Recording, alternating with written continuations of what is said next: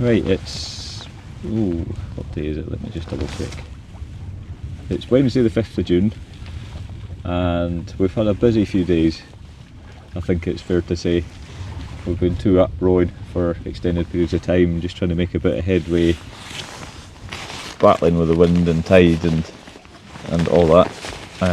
So when we left Aberdeen, we lifted the anchor from Black Dog, Aberdeen Beach, and weather was bonny. We'd unexpected encounter with a lifeboat, not coming to rescue us thankfully, but the Aberdeen lifeboat came out to say hello, which was really nice, and it kind of lifted the spirits a wee bit.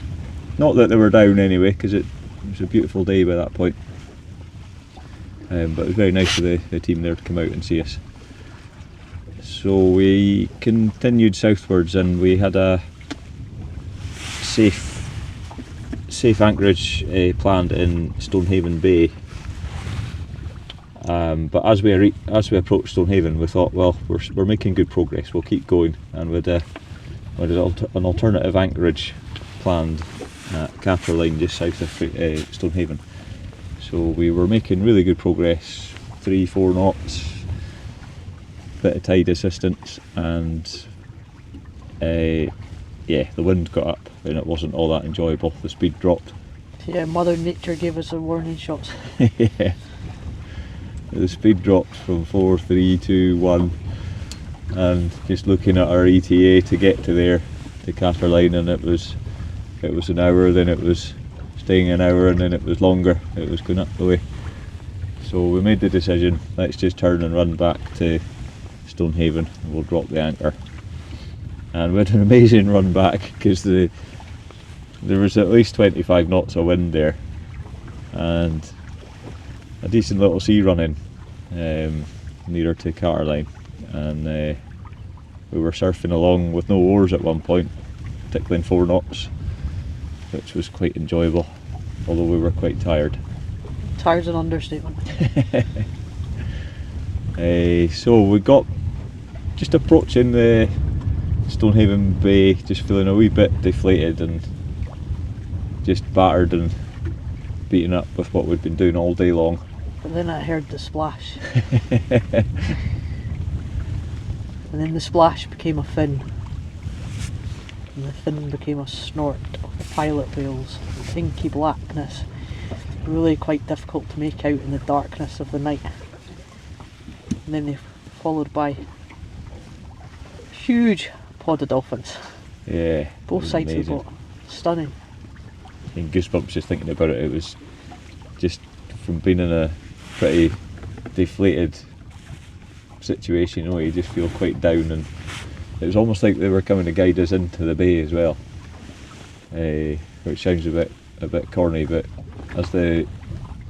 I took my phone out and tried to catch a photo or a video, and just in the space of 10-15 minutes the light was actually coming in, so managed to catch a few of them on camera, which in itself is quite difficult in the daytime, but we managed just a very short clip. They're stunning creatures. I think the favourite one was the one that breached close enough to the bow of the boat that if you'd reached out you could have tickled its belly, and on its way down you felt the splash in your face, but Allan missed it again. Not once, but twice did that dolphin breach. Just looked in the wrong way at the wrong time. Yeah, so it's been a busy few days. We're making really good progress though. Slow but steady. It's been a slog the last few days, but progress is progress at the end of the day, and we're keeping moving, which is important. And if we stop for too long, it might become quite difficult to get moving again. But keeping moving, it keeps clocking up the miles as well. From Stonehaven we then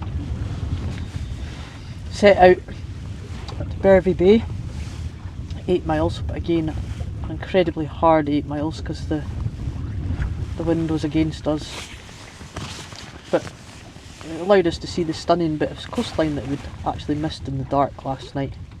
And we came through a bird reserve, can't remember what it's called just now, but just watching the plethora of birds above our heads and the song and the general chit chat of the birds, and the kittiwakes really graceful, and the sand eels hanging from their beaks like a well grown proud moustache.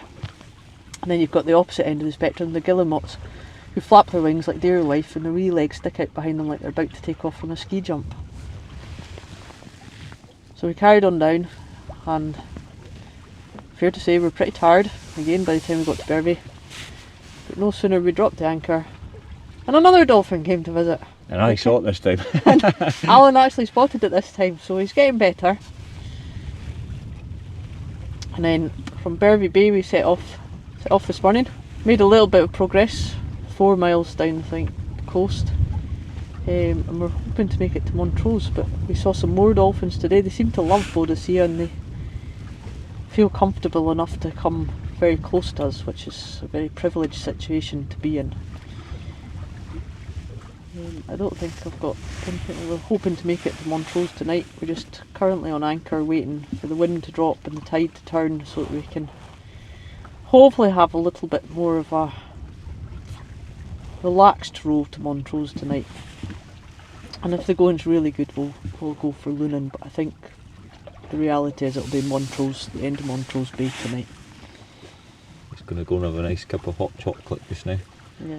So on the whole, we're doing well. Our spirits are reasonably high considering we've had a few hard days on the oars, but actually physically and mentally we're feeling good.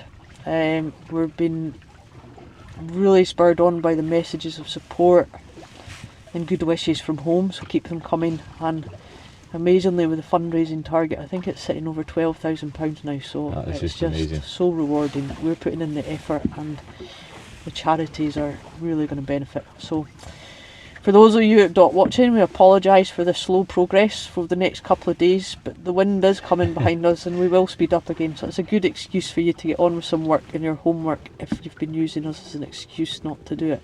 Ava. Right, we'll speak to you all later. Bye for now. Bye.